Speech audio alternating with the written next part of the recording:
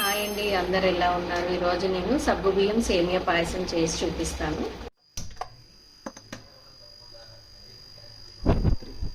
ముందుగా పాలను పొయ్యి మీద పెట్టుకోవాలి. కొద్దిగా నెయ్యి వేసుకొని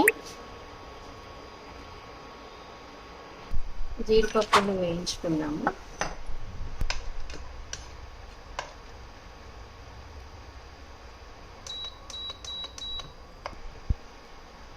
వేయించుకున్న జీడిపప్పుని తీసి పక్కన పెట్టుకోండి.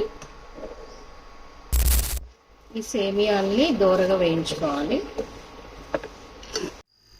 ఇలా పాలు మరుగుతున్నప్పుడు సగ్గుబియ్యం వేసుకోవాలి. సగ్గుబియ్యం వేసాక కలుపుతూ ఉండాలి.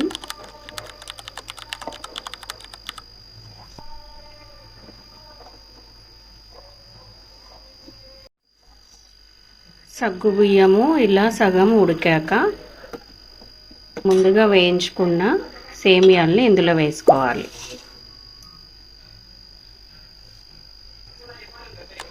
ఒక 2 ఇలాచీల్ని కూడా ఇలా వేసుకోవాలి.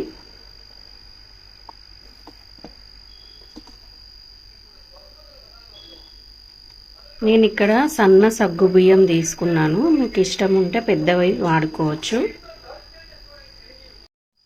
నేను ఇక్కడ 1 కప్పు షుగర్ తీసుకున్నాను.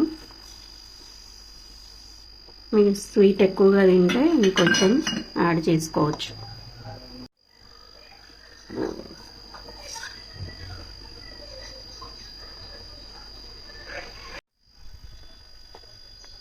వేయించుకున్న జీడిపప్పుల్ని వేసుకోవాలి.